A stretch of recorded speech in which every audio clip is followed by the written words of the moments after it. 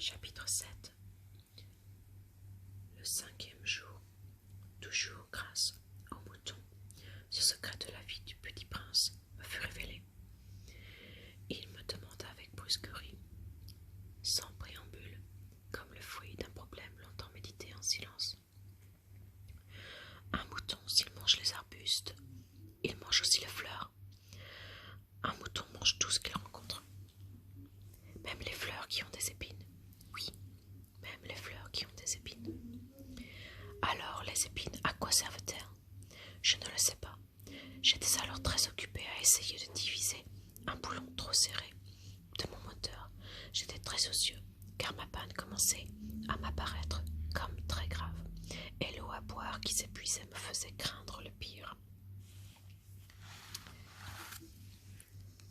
Les épines, à quoi servent-elles? Le petit prince ne renonçait jamais à une question. Une fois qu'il l'avait posée, j'étais irritée par mon boulon, et je répondis n'importe quoi. Les épines, ça ne sert à rien. C'est de la pure méchanceté de la part des fleurs. Oh! Mais, après un long silence, il me lança avec une sorte de rancune.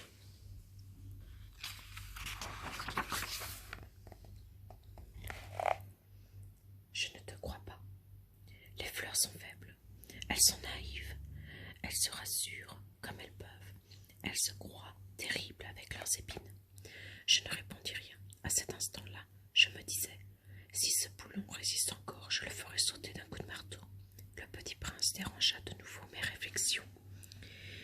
Et tu crois, toi, que les fleurs... Mais non, je ne crois à rien. J'ai répondu n'importe quoi. Je m'occupe, moi, de choses sérieuses. Il me regarda stupéfait. Des choses sérieuses. Il me voyait, mon marteau à la main et les doigts noirs de Cambouis penchés sur un objet qui lui semblait très laid. Tu parles comme les grandes personnes. Ça me fit un peu honte, mais impitoyable, il ajouta. Tu confonds tout, tu mélanges tout. Il était vraiment très irrité. Il secouait au vent des cheveux tout dorés. Je connais une planète où il y a un monsieur cramoisi.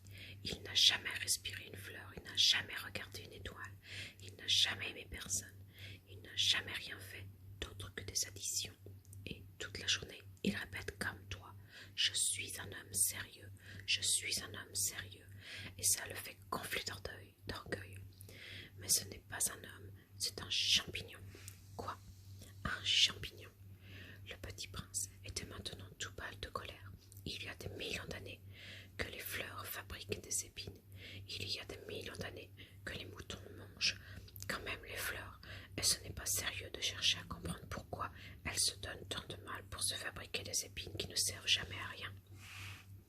Ce n'est pas important la guerre des moutons et des fleurs. Ce n'est pas plus sérieux et plus important que les additions d'un grand monsieur rouge.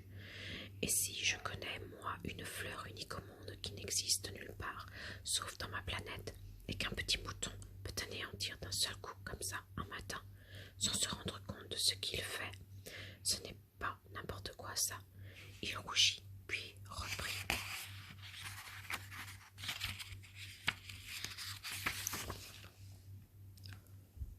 Si quelqu'un aime une fleur qui n'existe qu'un exemplaire dans les millions et les millions d'étoiles, ça suffit pour qu'il soit heureux quand il les regarde. Il se dit, ma fleur est là, quelque part. Mais si le mouton mange la fleur, c'est pour lui comme si brusquement toutes les étoiles s'éteignaient. Et ce n'est pas important ça.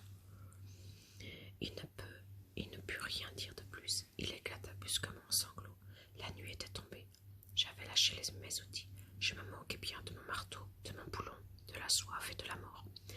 Il y avait sur une étoile, une planète, la mienne, la terre, un petit prince à consoler.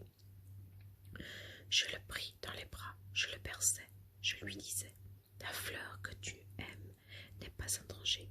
Je lui dessinerai une muselière à ton mouton. Je te dessinerai une armure pour ta fleur. Je ne savais